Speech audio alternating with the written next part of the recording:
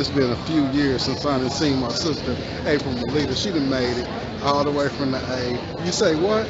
You gonna say hello? You gonna say hello? Come on, man. You know I don't care about them people. She made it safe. You know what I'm saying? It's all good. It's all love. Been a minute since I done holler at y'all. You know, just want to touch base, let y'all know that today's a beautiful time. You know what I'm saying? Say what's up to my sister again. She don't want to see the camera. It's all right. That's all right. That's all right. That's how strangers do me too. Much love to y'all. God bless. Happy holidays.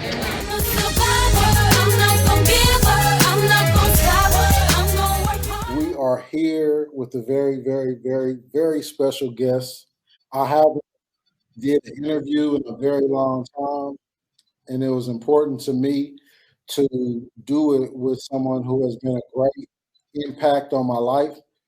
She is a writer. She is a published author. She is a interior designer.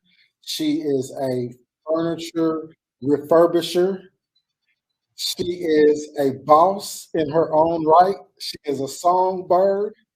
She is a great, great woman of God who draws people to her, and all of her family and friends look to her for advice. We are here with the great April Lee. How you doing? Hey, how you doing? I love the introduction. Hey, there we go. We got it. Right on. My pleasure. My pleasure. Took a little work to get up to get on here, but we got there though. Yes, we did. You know, as the old saying goes, better late Yep, we got it. than right on. Well, I'm gonna just go ahead and hop right into the interview. And like I told you, we just gonna let it flow. It's gonna be as long as you want it to be. All So right. so to start out, first share with me, share with the people where you were born.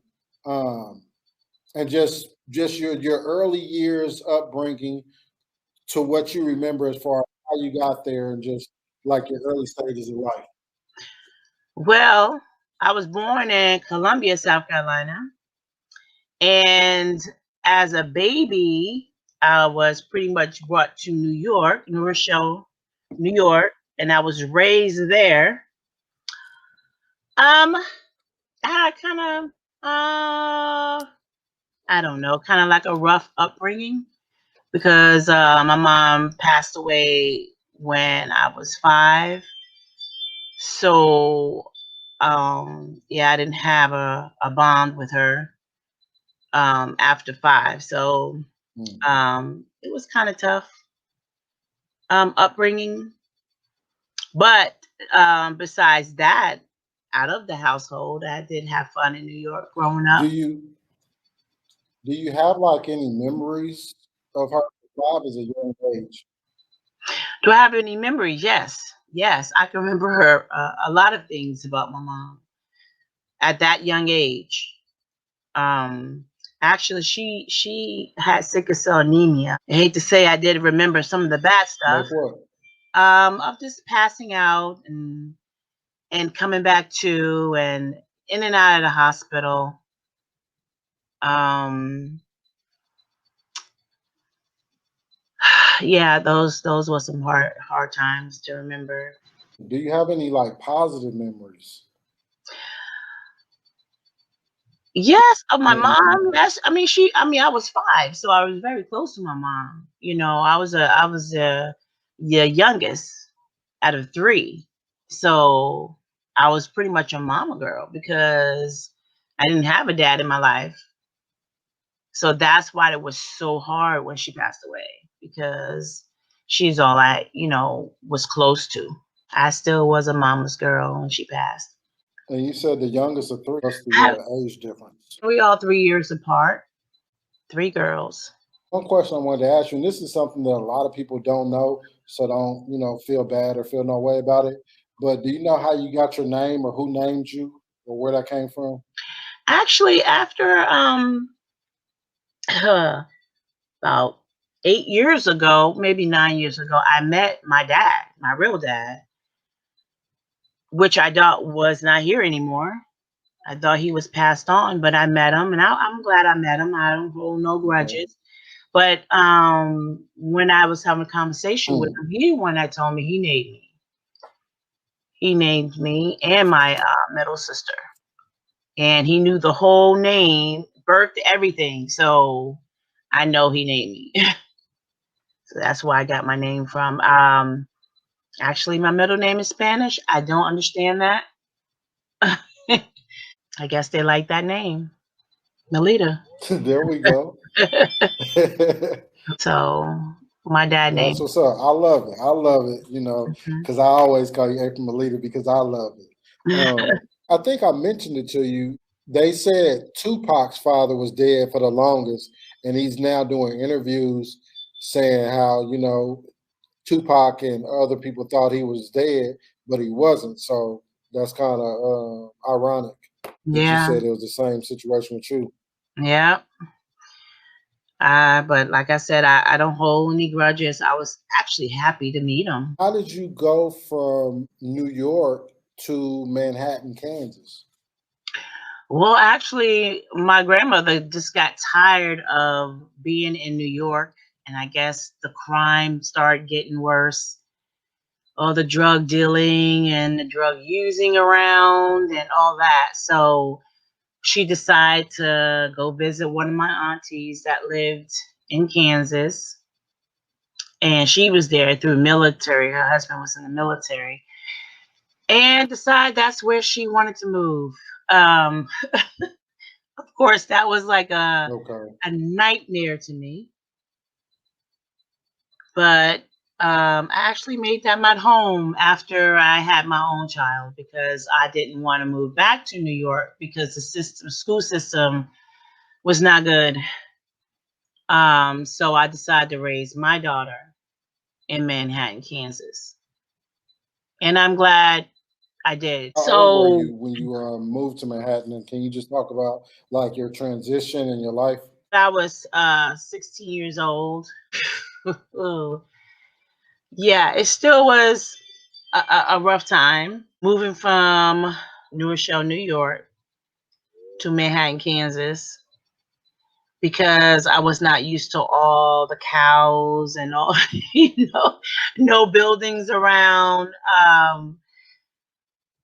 And it was very depressing at first. The first, I could say, 10 Hmm. years. Right. What did you make friends easy?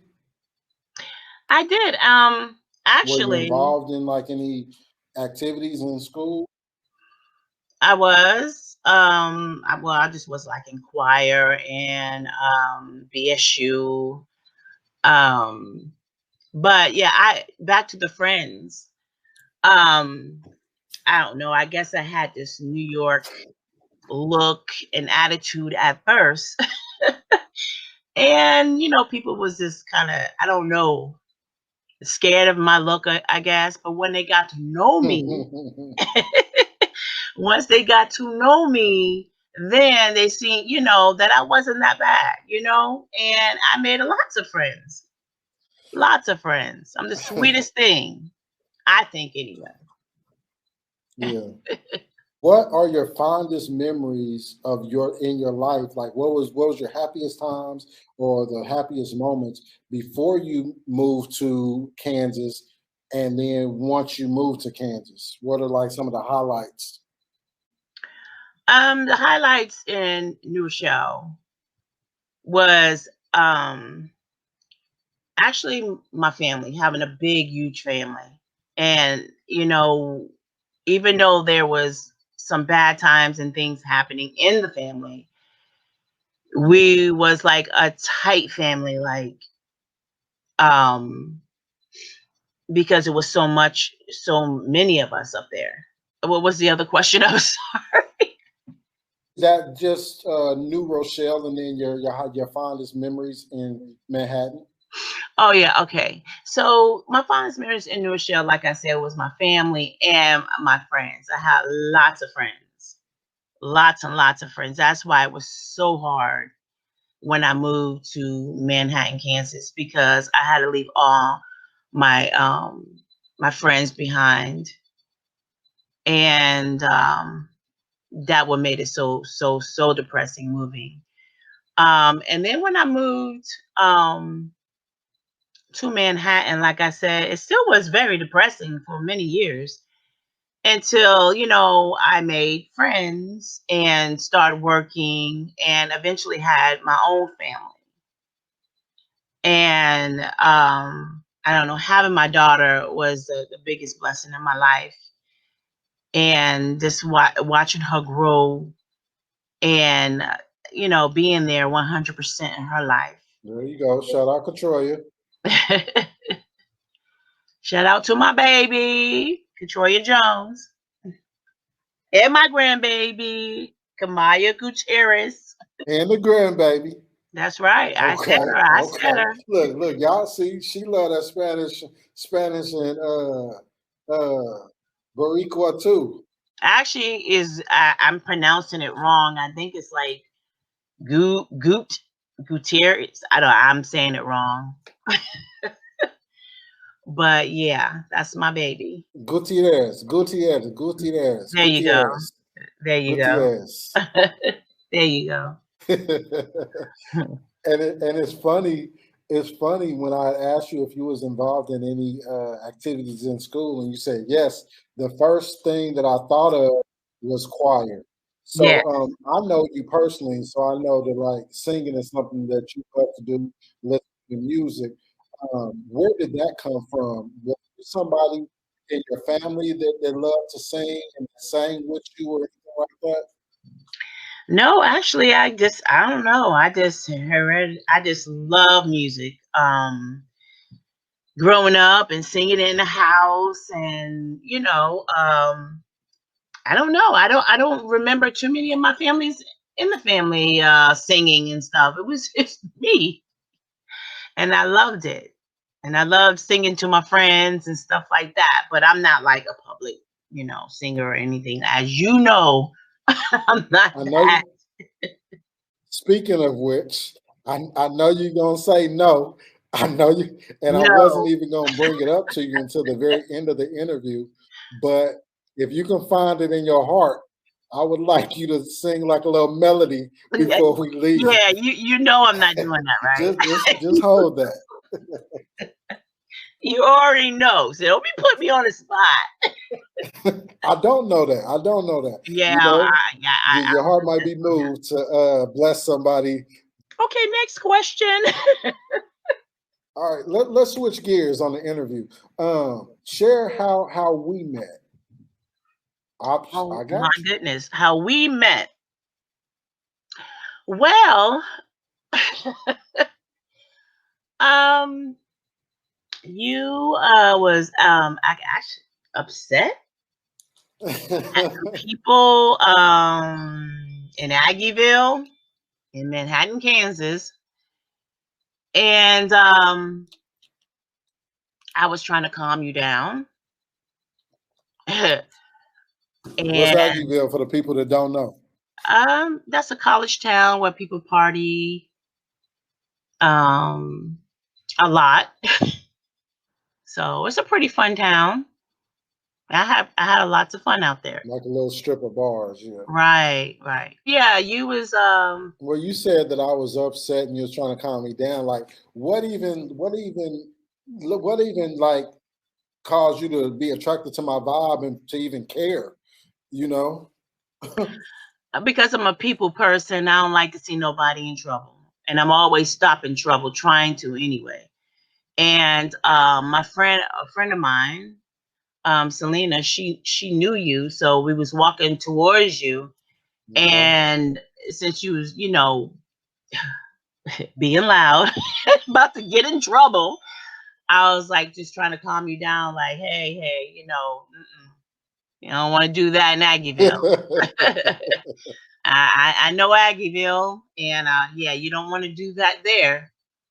That's not the place. what So that's how we met for the first time.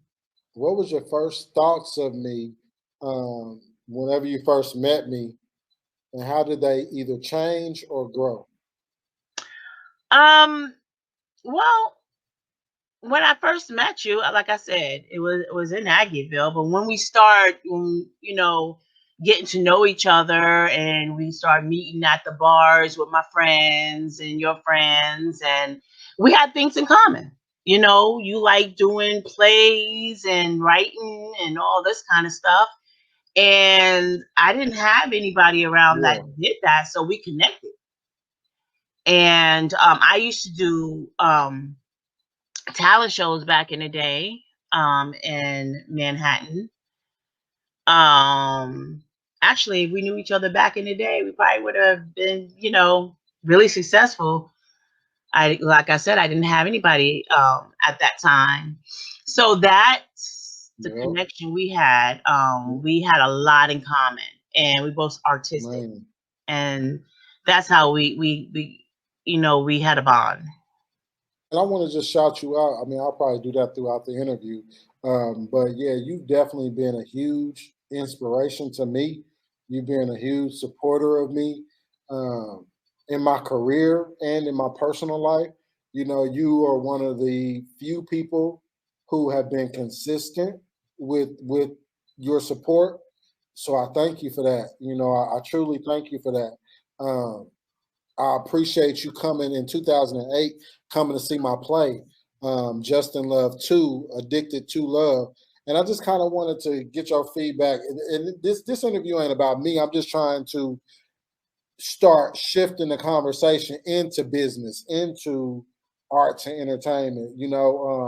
So we about to go to your book next. But what do you remember about that play that you came to see, or that experience, or how did that experience influence you and the things that you were trying to do in your life? Well, when I went to your play, that was the first time me seeing your work, and I was really impressed. I was like, oh my God, he wrote all this and he's acting in it. And I mean, you had it down to the T. It was professional. I was amazed.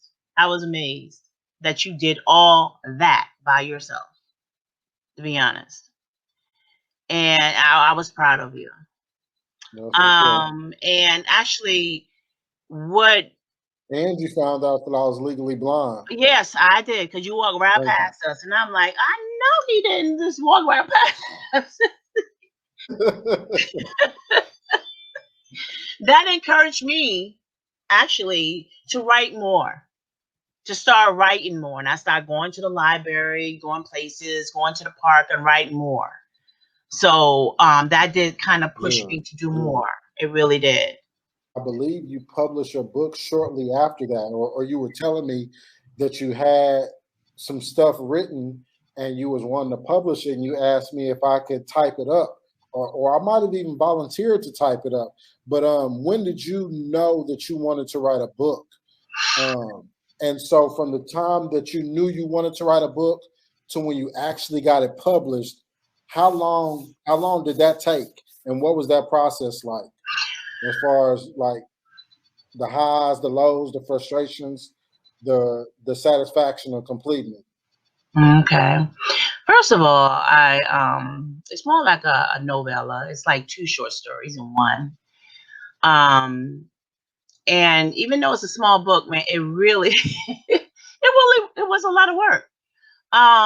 Actually, it was a lot of work getting it published and stuff like that, but I already had the story, because one is a true story, so it was of my childhood. So that story was already written, in me. So like I said, that one wasn't hard to write. The other one, Okay. I like the kind of like sci-fi um story, so it's more like a horror story.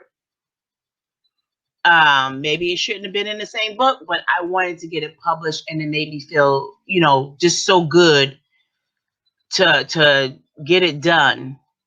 And next one I won't rush as much now that I know I can do it. But it was difficult because it was my first book.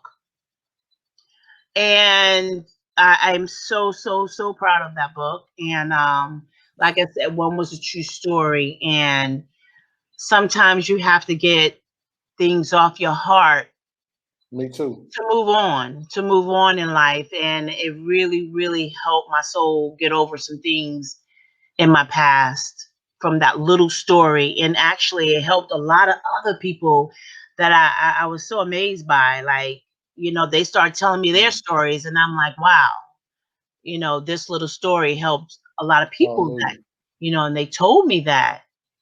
And so, yeah, I'm so proud of my book. And that's Childhood Nightmare slash Bad Karma. And I'm so proud of you as well. Thank you. There you go. I was just about to, literally, I was just about to say, tell the people the name of the book and tell them where they can purchase the book. Well, you can purchase anywhere. Just type up my name, and I mean online. You can get it anywhere. You just type up Childhood Nightmare slash Bad Karma, or you can type April Melita Trap, and it'll pop up. So, I mean, you can get it online anywhere. Back in the day, it was only a few places, but now it just pops up, so you can get it online. Okay, cool. And I'm gonna read the synopsis because I'm sitting here holding your book right now. So I'm gonna read the synopsis of the book. I see we got a couple people watching. Feel free to type any encouraging words that you want to in the chat. If you all have any questions for April, type them in the chat. And if anybody who's watching this wants to donate and be a blessing to April, her Cash App is right on the screen up under her name. It's $ April Trap with 2 P's. So feel free to send her a Cash App. Feel free to Google Childhood Nightmares Bad Karma. The synopsis for Childhood Nightmare is young lady with 3 young girls. She passes on and leaves her children behind with family members. Then life takes a turn for the worse for her 3 girls.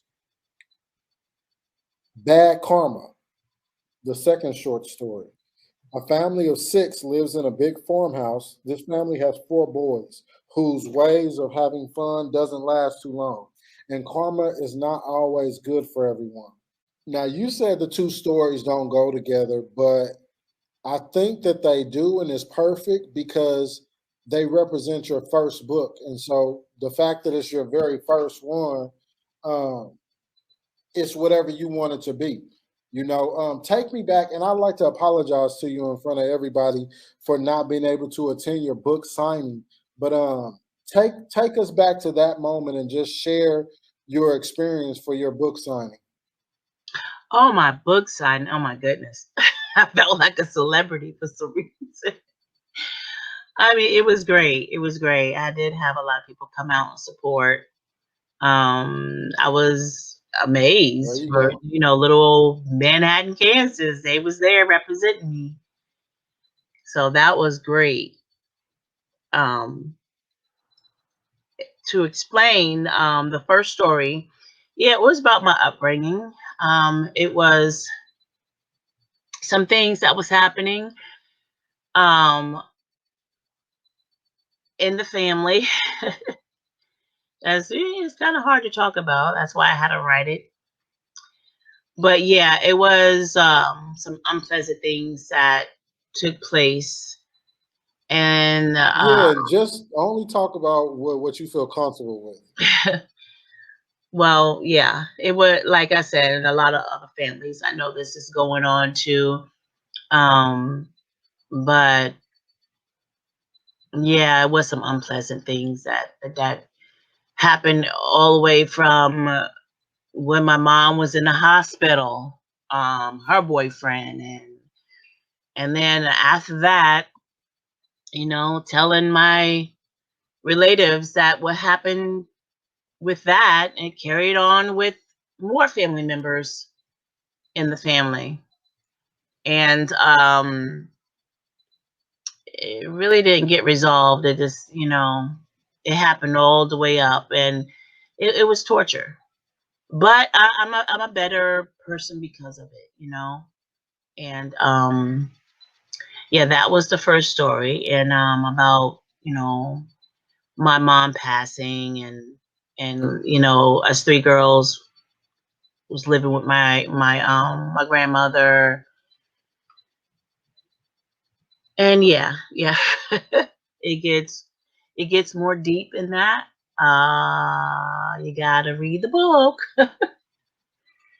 And the second story, That's something that's very common mhm, in the world in general, but especially um, in Black families. yes, yes, and all the the abuse, the physical and the mental. Um, you Because it know, happened with people in my family also. yes, told that you're not gonna be anything. You're you think you're better than everybody else, and actually that just made me push to be the best I can be, the best I can be. I mean, I'm still trying It's to do funny you said that because I was just about to ask, how did that type of pain, that type of tragedy, that type of heartache push you to to strive for to be great and to do great things? because I don't. I did the opposite. I did the opposite of what they told me I couldn't do. I don't know. Maybe I'm stubborn. Okay. What they told me I couldn't do, I did. Yeah. And I'm still pushing. Yes, you are. I'm still pushing. I still try to do everything I want to do in life. We only got one life, just one life. So whatever you feel you want to do, give it a try.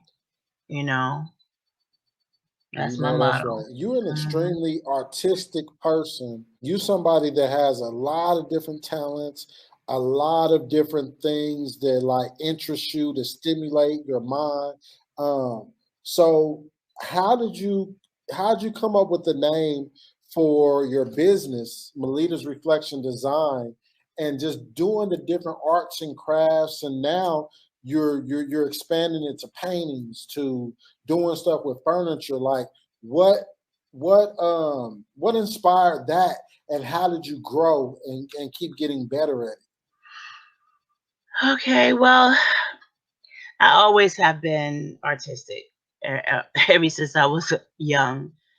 But what made me really, it's more like a mental thing for me, stress relief, because um, at the age of 29, I found out I had lupus. And it? Yeah.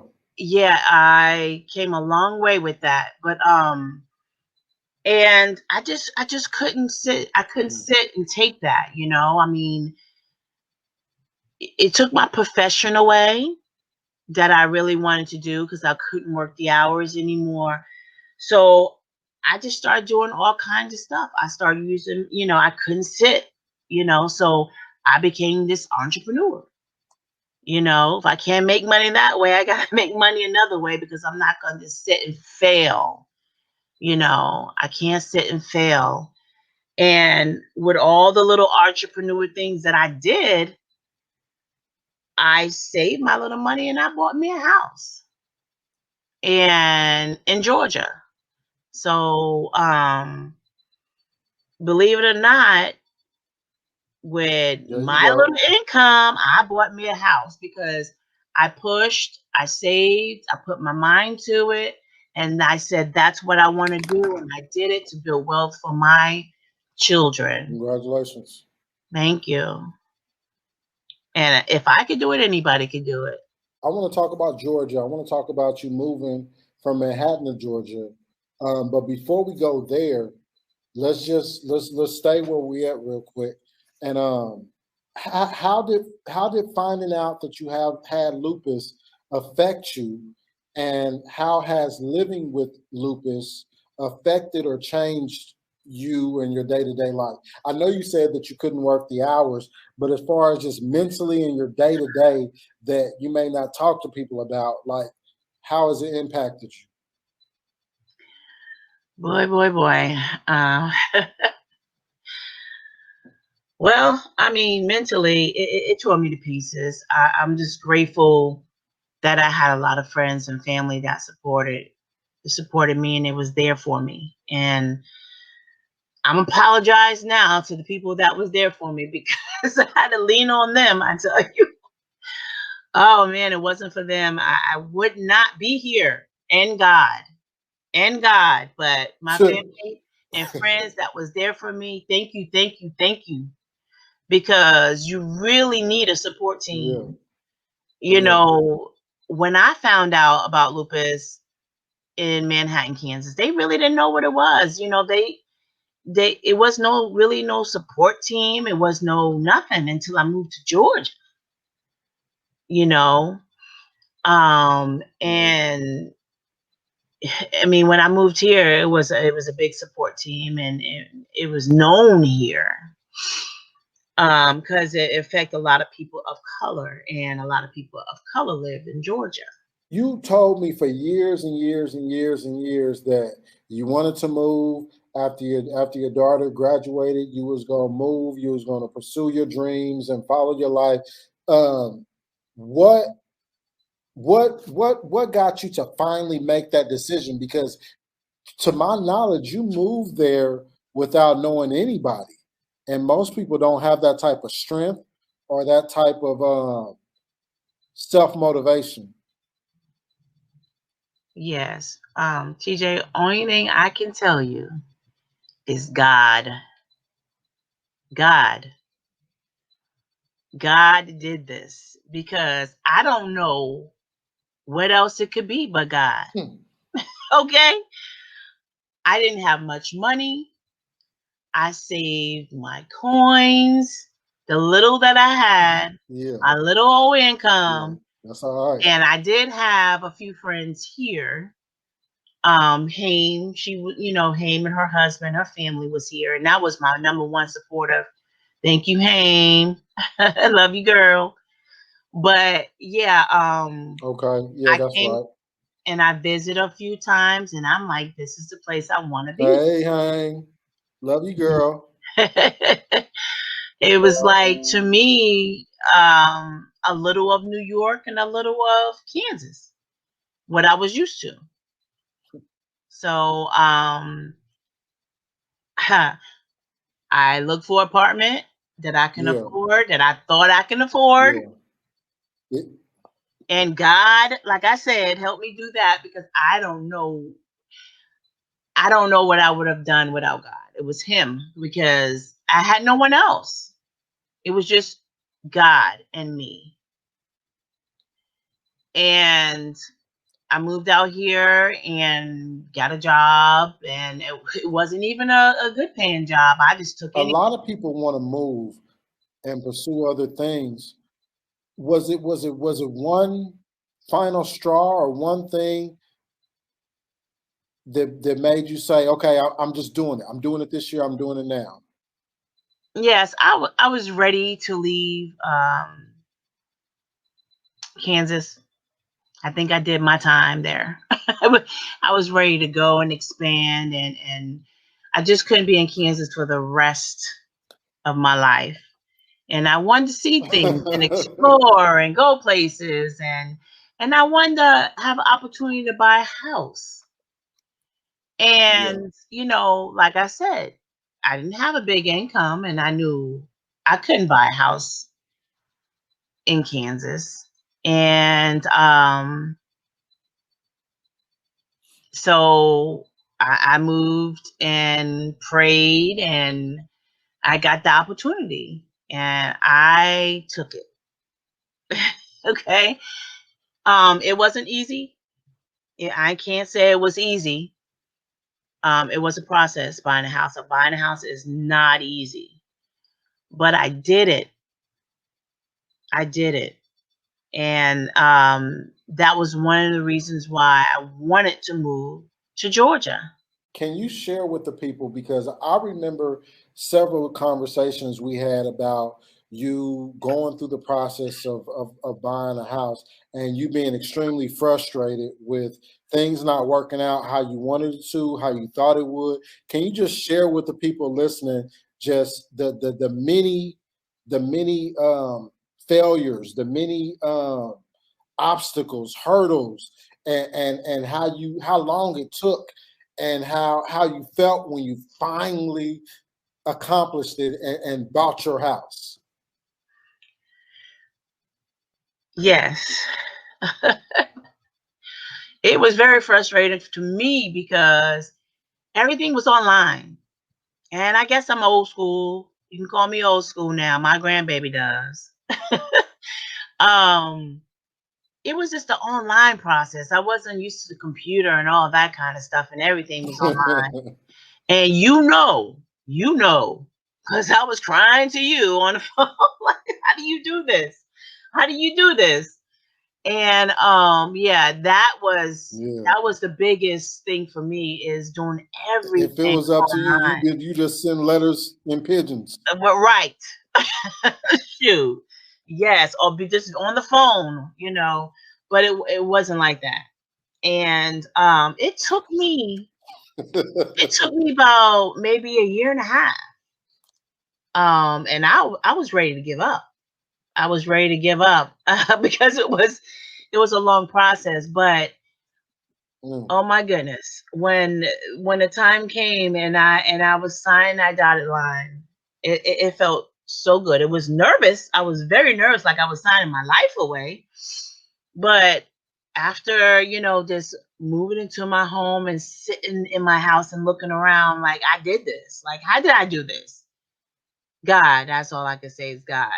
Because I did it all by myself.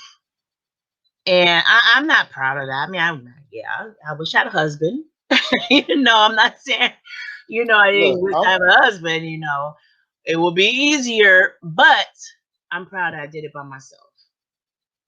you brought up God a couple times, well, several times, and my question for you is: have you always had the relationship with God that you have now? Have you always openly talked about God? And if you have, or if you haven't, what's brought this about where you're at right now?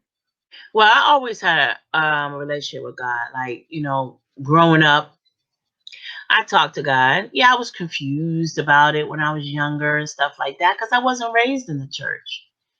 But I knew it was somebody there, because to go through what we did and survived, you know, it was somebody there. So I was talking to God when I was younger. And I don't know, my faith just got more and more stronger as I got older, because things started happening for me, and it was just me and God.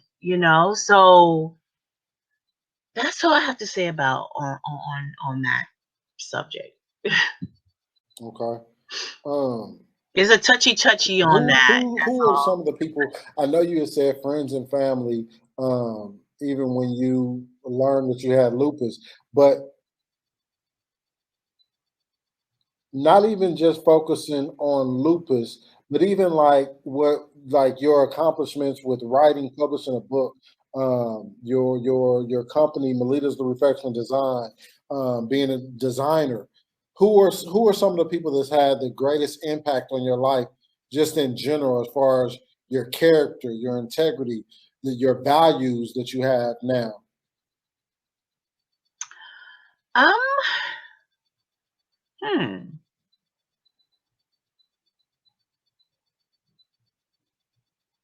Oh God, that's a hard question, TJ. Because I push myself.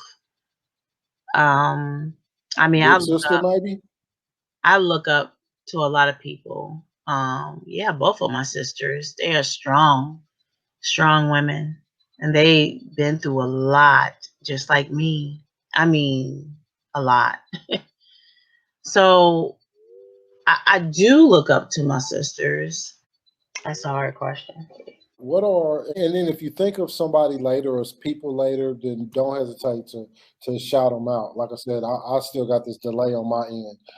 What are some of your short term goals that you want to accomplish as far as like publishing more books? How do you want to grow your business?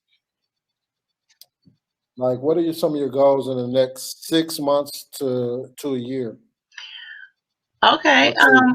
My goals are, I want to publish. I got actually like 3 or 4 stories already written. My goal is to get my children's story because my grandbaby is still asking me, Nana, Nana, when are you going to publish another book? And she's just so proud of me. So I do want to get the children's story published for my Mm-hmm. grandbaby. Um, yeah, yeah, I have to get that book, that second book for her. Um, yeah. Okay. What other goals do you have within the next 2 years that you want to accomplish? I know you got some more. Oh yes, there is. You know it. um, I want to get more into real estate. I do want to actually rent my house out and buy another house because Mm. everybody's getting up there in age, and I don't like these stairs. But yeah, I want to rent mine out and buy another home. Just get more into real estate because that's where the money's at. It really is. Build wealth for my family. Yeah. Well, I'm gonna say this live on air, and I'm gonna make it a priority. Doing this interview was important to me, and so now we can check that off. But I'm gonna create the cover, the artwork for your children's book. So that's gonna be one of my next priorities that I check off, so we can help complete that goal. And I've also mentioned that I want to turn your book, your first book, into a play. So that's something that is very important to me. And so I plan on in the next few weeks to have a script to send you to look at, and so you can start thinking about that, and we can start manifesting that as well. If that's something you're still open to. Oh yes, that's fine, TJ. I would love that. I would love to see that in play. Also, I have to say this. I've been living with lupus for over 20 years, and I have came a long way. I've been ups and downs. So if there's anybody out there that just now Mm. finding out they have lupus and need someone to talk to, a coach, anything, different signs, anything. Because I mean, if you need someone to talk to, reach out anytime.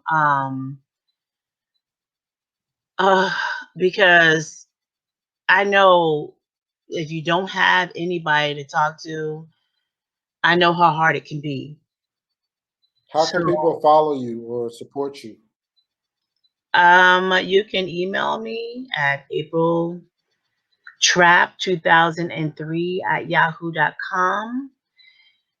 You can go on Facebook, just April Trap, and message me, or reach out through TJ. I You call do. TJ. I know you may not use it a lot or be active with it, but you do have a fan page on Facebook.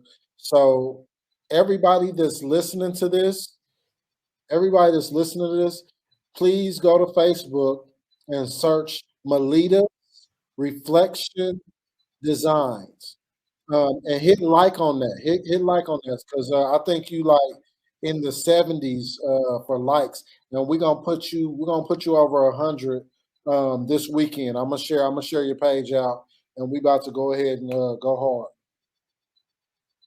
All right, all right. I appreciate that.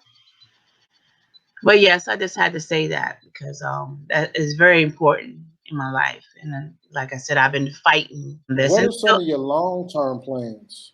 is to take care of myself so I Because can it take seems care like of you my have a passion for helping people, and so I think that you could be an ambassador for lupus.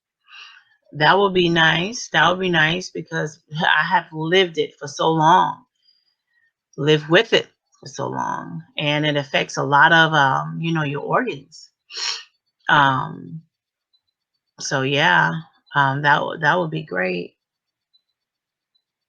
Um, and you're right. I do help people. That's what I've been doing for. Ooh, And I'm sorry for cutting you off. I'm still dealing with this delay. it's okay. I've been helping people for 40 plus years, in their homes and stuff like that. With elderly and autism and cancer patients, Alzheimer patients. Um, oh man, er- everything. I've been helping people all my life, pretty much. So throw out some long term goals like the legacy you want to leave and some things that are on your bucket list. I know you said about real estate, owning more property, um, but what are some things like traveling around the world? What are some national things you want to do? Yes, I would like to travel more. I have actually, since I've been out in Atlanta, I have been to 9 different countries. Just being on a cruise, I said, but I'm gonna claim it because I've been in 9 different countries. So yeah, Dang, to travel more, that's all right. meet Please, more people, yeah. um, meet Tyler Perry. That's one of my goals, to meet Tyler Perry and have my art in his studio. Um, oh God, There you that'd be go. wonderful to have my art hanging Hey, in. and did you know that he just bought BET and VH1? Really? No, I did not know that. I did not know that. But that is like one of my goals, to meet him. Yep, he owns it Um, now. I wouldn't know what to say. And I almost let me lost my let me ask you words if I this: met. you haven't been lost for words in all the years I've known you, so you've always compared me to Tyler Perry, and I always said that I need to reach out to him and this, that, and the third. And even what you saying just now about, it would be a dream come true for your art to be up in one of his plays. But really, I'm kind of having like a manifestation vision, like right now as we talk. And I believe, you coming to my first play was symbolic. Me helping you with your first book was symbolic.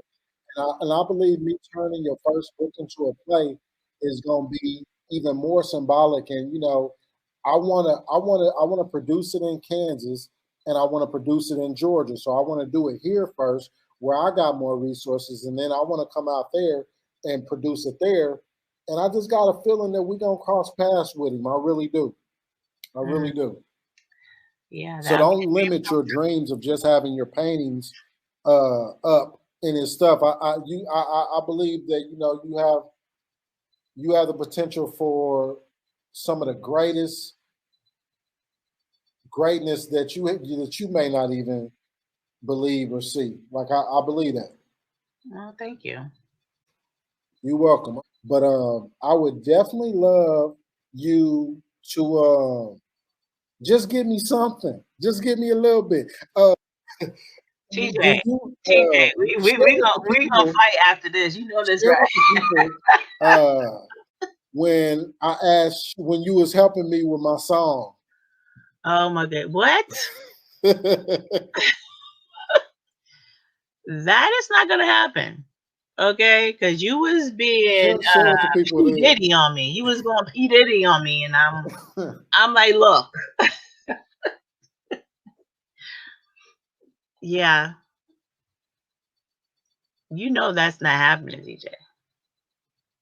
You might think I have a good Do you voice. remember how the hook go? You might think I have a good voice, but the world might not think Do I have. you remember how the hook go? That's all I'm No, asking. I don't. Uh-uh.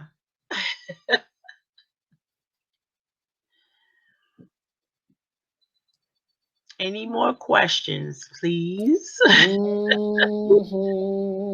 mm-hmm, mm-hmm, mm-hmm.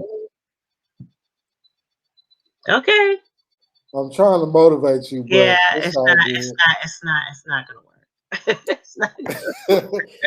Give me some final words. Give me if you want a message, like talk to your daughter and her generation.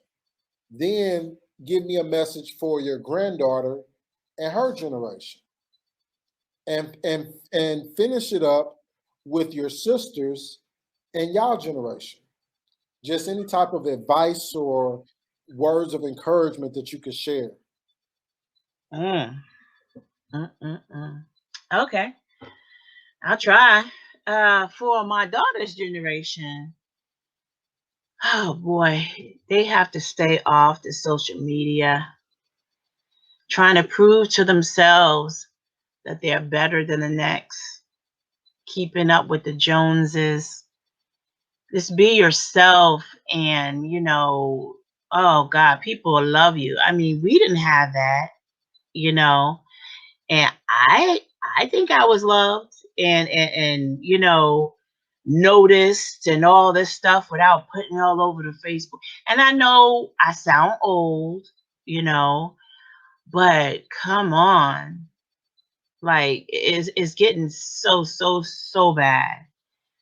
And um I'm not picking on them or anything because the people are so beautiful, but keep it classy. That's all I'm saying. Keep it classy. To my granddaughter, oh my God, I don't know what the world's gonna be when she get that. Oh, teacher, I don't even know if I want to think about it. When she gets, you know, whoa. Anyways, I just hope the world gets better somehow, some way. When she gets to be an adult. Um, you said for my sisters. Um, Yep. I don't know. Just keep the love. I just want them to keep the love coming, and we need to stick together as sisters and get healthy. We need to get healthy, so we can live longer for our kids and do great things and enjoy our old age because we getting up there and we want to live to see it. So we got to get healthy, sisters. We all three got to get healthy, Mm. healthier. How about that? Healthier. So we could be here. You know what I'm saying? So okay, that New York is coming out. Let me calm down. And even Let me calm down. I'm sorry, go ahead. And TJ, I want to say to you, thank you for doing this for me and for us. I appreciate you. And like I said, keep doing you. Don't ever stop doing you. But just a little less attitude. you know, You're welcome. I gotta kick that in. A little less attitude, okay? But keep doing you, and I really appreciate. Hey, I got some New York in me too, Uh, even though I ain't from there. you keep that you keep that KC, and I have my New York.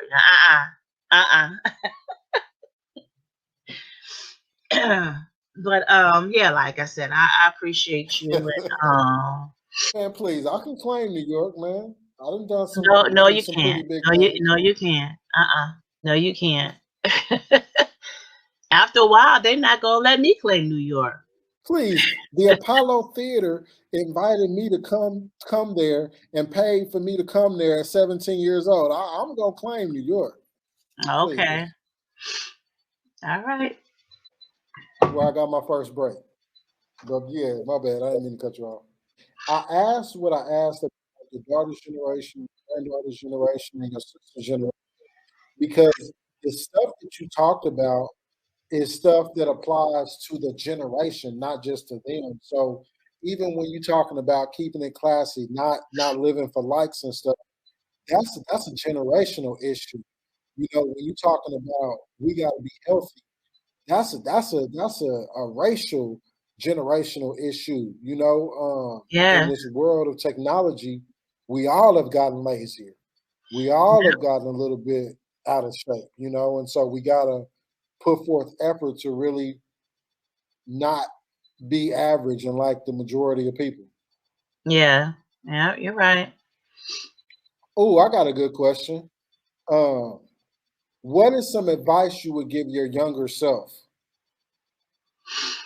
Ooh. To stop putting myself down so much and believe in myself more, to believe that I'm beautiful the way that I was made. This is your interview, but if you have any questions for me, feel free to ask. Um, if there's anything that you need from me besides uh, getting the artwork done for the cover of the book, getting the script done, if there's anything that I can do to help you in the day-to-day, short term or long term, this is a great opportunity to put me on the spot and to ask and hold me accountable. Yeah, what about that? Like, no, I'm just kidding. Um, I'm not gonna put you on the spot, TJ. Um, but yeah, you're supposed to do some pictures for me last year. What happened to those pictures? I'm gonna tell you exactly what happened. You said you thought we wasn't friends no more. Stop it. That's what happened. Stop.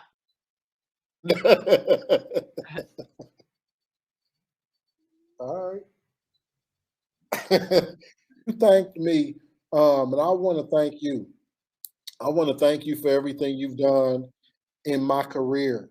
Um, coming to see my play, coming to auditions to help me.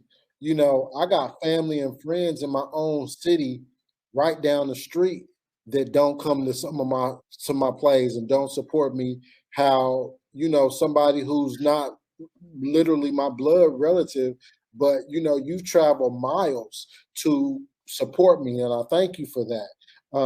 Coming to see my play, Justin Love 2, Addicted to Love. I thank you for sending me some clothes for Barack Obama in my play Purpose Driven Love. Um, what is it about like helping people?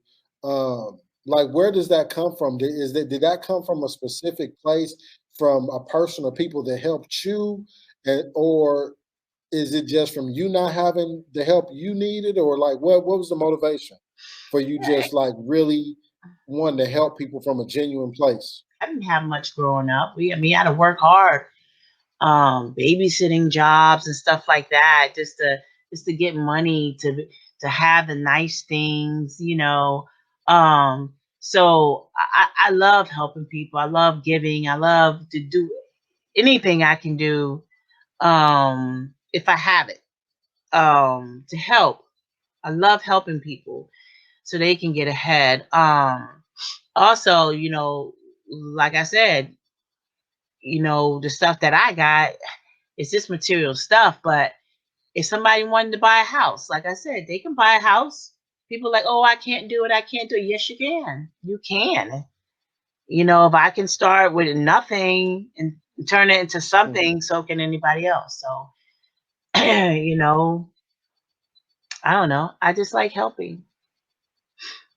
Where now tell the people, um what all you do as far as your business, your skills, what all they can purchase from you, and tell them where they can go to to see your product and to purchase some things. Um, I do like I paint. I do design wreaths for your door. um, in all for all holidays, different occasions. I design glass art. Oh my goodness, there's so much stuff I do. TJ, as you know, um, I flip furniture. You still do the pillows? I do not.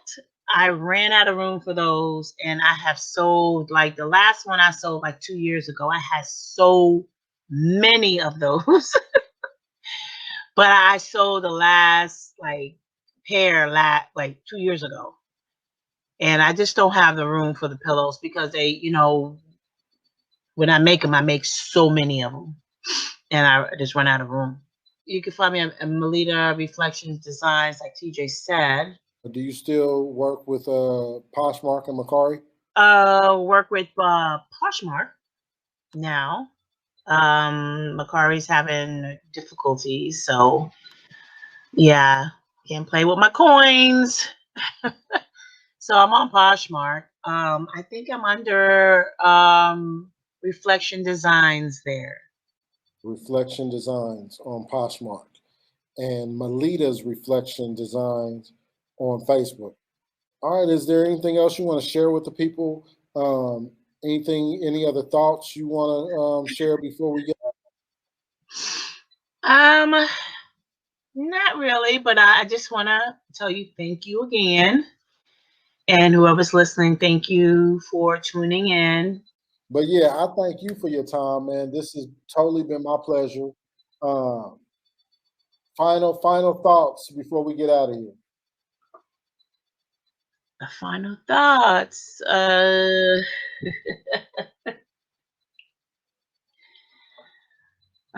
Just keep your head up, people, and get out there and accomplish those dreams, and live for today, because we're not promised tomorrow. We are not promised tomorrow. I just went to 2 funerals back to back in my family. So please, please get out there and get some things done that you wanted to do off your bucket list or your dreams, or go on that cruise. Spend the money. Go ahead and spend the money and go on that cruise, or do whatever you want to do. Get it done, because we are not promised tomorrow. One love. Absolutely. Absolutely. Thank you, Miss April Melita, for You're your welcome. time. Thank you for your love and your support. And the best is definitely yet to come, for real. All righty. Thank you so much. Let me ask you this. Is there any what's your favorite song? TJ, I don't have a favorite song. I love music. I love all music. I love hip hop, rap, country. I love it all. So I don't have a favorite song. Can you think of what song has influenced you, inspired you the most? Or if you're having a bad day, what's your go-to? Is there any song that stands out? Beyonce, I'm a survivor. Or it's not Beyonce. It's the group. I'm a survivor. Yeah. Destiny's Child. All right, you got anything else you want to say before we get out of here? That's about it. Thank you, everyone. We're gonna send them out like this. Hello, it's Tucker. Let me be the first to wish you all a happy Independence Day. I'm here to say our generation has the power to make our own destiny. Today's global gathering is not about charity, but about humanity. So let's all come together as one and make poverty history for once and for all.